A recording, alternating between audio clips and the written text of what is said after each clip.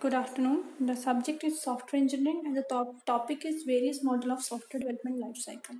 तो last video में हमने वाटरफॉल मॉडल के बारे में पढ़ा था और आज हम जो रेस्ट ऑफ द मॉडल है उनके बारे में पढ़ेंगे। तो हमारे मॉडल्स हैं prototype model, evolutionary model and spiral model. तो सबसे पहले प्रोटोटाइप मॉडल है। तो प्रोटोटाइप मॉडल में बेसिकली क्या होता है, जब हम कस्टमर से रिक्वायरमेंट लेते हैं तो हम उसको एक प्रोटोटाइप या एक डमी कह सकते हैं आप, एक टॉय बना के देते हैं उसकी रिक्वायरमेंट के हिसाब से, जैसा उसको प्रोडक्ट चाहिए होता है। वाटरफॉल मॉडल में एक ड्रॉबैक थी कि हम इन बिटवीन कोई भी चेंजेस नहीं कर सकते थे, बट इस मॉडल में वो चीज़ कवर हो रही है। हम कस्टमर को बाय प्रोडक्ट नहीं कह सकते, हाँ एक प्रोटोटाइप बना के दिखाते हैं कि आपका प्रोडक्ट ऐसा बनेगा। फिर अगर वो कोई चेंजेस चाहे उस प्रोडक्ट में या कुछ ऐड ऑन कराना चाहे तो वो करवा सकता है। ये प्रोसेस तब तक चलता है जब तक हमारा कस्टमर टोटली सेटिस्फाई नहीं हो जाता कि उसे कैसा प्रोडक्ट चाहिए। तो यहाँ पे कुछ पॉइंट्स है प्रोटोटाइप मॉडल को लेके। This model is used when customer don't know the exact project requirement. Second, a prototype of end product is first developed, tested, and refined as per customer requirement, feedback repeatedly. Third, a prototype model is a toy implementation of a system. Next, it is an earlier approximation of the final product or software system. Next है हमारा prototype model के steps. अब इसके जो steps हैं वो almost similar है waterfall model की तरह, वैसे ही इनकी वर्किंग है। बस जो इसका रिक्वायरमेंट, इनिशियल रिक्वायरमेंट के बाद जो है हम डिज़ाइन एकदम से क्रिएट नहीं करते। सबसे पहले हम उसका एक प्रोटोटाइप क्रिएट करते हैं, वो हम कस्टमर को दिखाते हैं। फिर कस्टमर की फीडबैक के हिसाब से उसमें रिव्यू करते हैं, अपडेट करते हैं, और ये प्रोसेस तब तक हम कंटिन्यू रखते हैं जब तक हमारा कस्टमर सेटिस्फाई नहीं हो जाता। जब हमारा कस्टमर सेटिस्फाई हो जाता है तो हमारा जो प्रोडक्ट है वो उसकी कोडिंग होती है, टेस्टिंग होती है, उसको हम डिलीवर करते हैं, देन मेंटेनेंस होती है। फर्दर है इसके एडवांटेजेस। अब इसके एडवांटेजेस बेसिकली क्या रहेंगी, हम इस मॉडल में फ्लेक्सिबिलिटी ज़्यादा होगी क्योंकि हम इसमें कभी भी कोई भी फंक्शनैलिटी ऐड कर सकते हैं। इसके अलावा जो हमें रिक्वायरमेंट इन बिटवीन अगर पता चलती है कुछ कस्टमर की, तो हम वो भी इसमें ऐड कर सकते हैं। और जो हमारा कस्टमर है उसको शुरुआत में ही उसे कैसा प्रोडक्ट मिलेगा उसका एक व्यू मिल जाता है। तो ये इसके कुछ पॉइंट्स हैं। First is the customer get to see the partial product earlier in the life cycle. Second, the new requirements can be easily accommodated as there is a scope for refinement. Third, missing functionality can be easily figured out. Next, the development prototype can be reused by the developer for more complicated project in the future. Last one is the flexibility in design. Next है हमारी advantages of disadvantages of prototype model. अब advantages हो के disadvantages क्या रहती हैं। अब sometime हमारा जो प्रोटोटाइप है वो जल्दी एक्सेप्ट हो जाता है, बट समटाइम बहुत लंबा चला जाता है। इस केस में हमारा टाइम ज़्यादा लग रहा है और प्रोटोटाइप बनाने के लिए कॉस्ट भी उतनी लग रही है। तो उस वजह से क्या है, टाइम डेवलपमेंट का ज़्यादा हो गया। तो जो हमने इनिशियली जो प्रोडक्ट बनाया वो अगर हमारे कस्टमर को नहीं पसंद आया तो उसका इंटरेस्ट भी ख़त्म होता जाता है प्रोडक्ट में। तो यहाँ पे कुछ इसके पॉइंट्स हैं।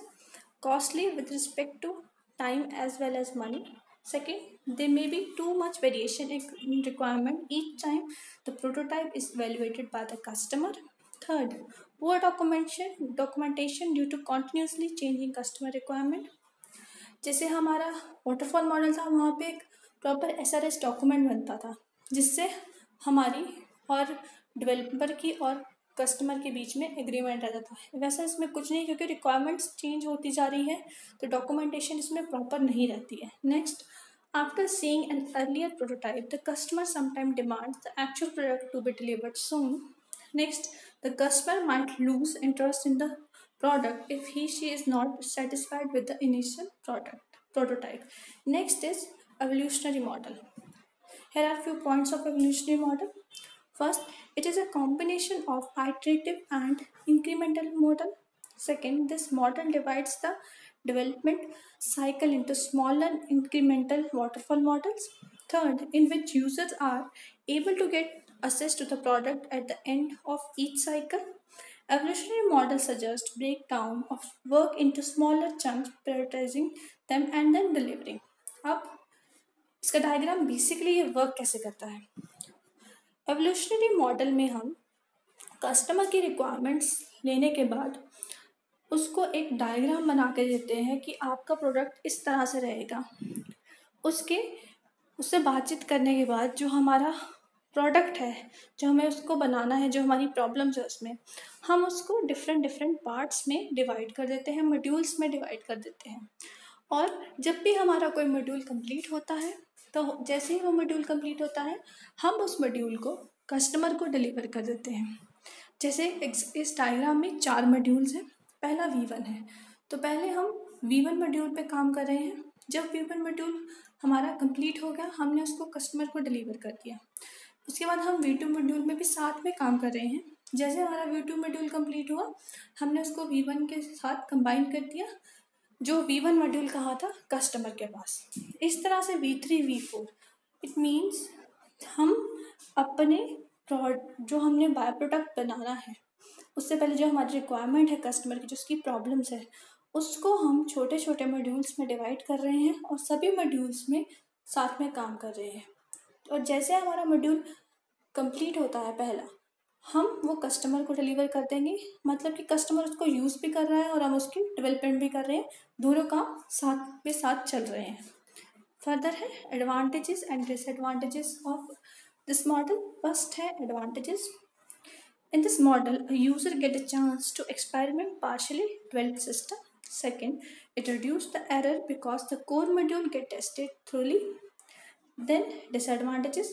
Sometimes it is hard to divide the problem into several versions that would be acceptable to the customer, which can be incrementally implemented and delivered. ये हो गया हमारा एवोल्यूशनरी मॉडल। नेक्स्ट है हमारा स्पाइरल मॉडल। स्पाइरल मॉडल का सबसे main point ये है कि इसमें रिस्क हैंडलिंग को पहले ही फेज से सपोर्ट किया जाता है, तो एरर के चांसेस बहुत कम रहते हैं। तो पहले इसके कुछ points. First is it provide support for risk handling. Second, in its diagrammatic representation it look like a spiral with many loops. The exact number of loops of the spiral is unknown and can vary from project to project. Next, each loop of the spiral is called a phase of the software development process. Next, the radius of the spiral at any point represent the expenses of the project. Last one, the angular dimension represent the progress made so far in the current. Now, the diagram of spiral model. अब ये model जो है ये एक spiral की तरह दिखता है, इसमें लूप्स हैं। तो नंबर ऑफ लूप्स हैं, ये कितनी इसमें लूप्स रहेंगी वो प्रोजेक्ट टू प्रोजेक्ट हमारा वेरी करता है। देन जो इसका रेडियस है वो हमें बताता है कि इसकी कॉस्ट कितनी है, कितनी इसमें कॉस्ट रही है। और जो इसका एंगुलर डायमेंशन है वो इसकी ग्रोथ के बारे में बताता है कि ये कितना इसकी डेवलपमेंट हुई है। तो इसमें जो पहला फेज है वो है objective determination and identify alternative solution. Second है identify and resolve risk. Third है develop next version of the product. Fourth, review and plan for the next phase. तो सबसे पहला phase objective determination and identify alternative solution. सबसे पहले क्या होता है इसमें, जो सभी फेजेस में होता है, हम रिक्वायरमेंट गैदर करते हैं कस्टमर से और उसका बेसिक क्या ऑब्जेक्टिव है वो आइडेंटिफाई करते हैं। उसके बाद हम उस फेज में प्रॉब्लम्स ढूंढते हैं कि क्या प्रॉब्लम रहेंगी इस जो ऑब्जेक्टिव है इसमें। वो प्रॉब्लम किसी भी तरह की हो सकती है, टेक्निकल हो सकती है, फाइनेंशियल हो सकती है, हमारे पास जो है डेवलपर नहीं है उस तरह के, किसी भी तरह की रह सकती हैं। फिर हम उन प्रॉब्लम के लिए सॉल्यूशंस फाइंड करते हैं कि क्या क्या सॉल्यूशन रहेंगे इन प्रॉब्लम के। Then next phase is identify and resolve risk. Second में क्या होता है, जो हमने अपने प्रॉब्लम्स फाइंड कर ली हैं, अपने रिस्क फाइंड कर लिए हैं, उसके लिए हम बेस्ट सोल्यूशन चूज़ करते हैं और उस प्रॉब्लम को हम सॉल्व करते हैं। तो हम देख रहे हैं हम पहले ही फेज से, पहले क्वार्ट से हम क्या है रिस्क को से डील करना हमने शुरू कर दिया है। हम उसको फाइंड कर रहे हैं, हम उसके सोल्यूशंस ढूंढ रहे हैं, हम उसको रिजॉल्व कर रहे हैं। हमारा थर्ड जो स्टेप है वो है develop next version of the product. तो थर्ड क्वाड में क्या होता है, हम जो हमारा प्रोडक्ट है उसको डेवलप करते हैं और उसका जो सॉफ्टवेयर अवेलेबल है, next version of the software available, then review and plan for the next phase. इसमें क्या रहता है, the customer evaluate the so far develop version of the software, in the end planning for the next phase started. अब जो हमने अपना product बना लिया है उसको कस्टमर से रिव्यू कराएंगे और नेक्स्ट फेज के लिए हमारी प्लानिंग स्टार्ट हो जाएगी। Now advantages and disadvantages of spiral model. First है advantages. First है risk handling. Second, good for large project. Third, flexibility in requirement. Fourth is customer satisfaction. Disadvantages रहेगी complex and expensive. Second, too much dependability on risk analysis. I hope आपको ये models clear हो गए हैं। आपको किसी भी तरह का डाउट रहता है इसमें तो मुझे कॉन्टैक्ट करिए या कमेंट कीजिए। Thank you.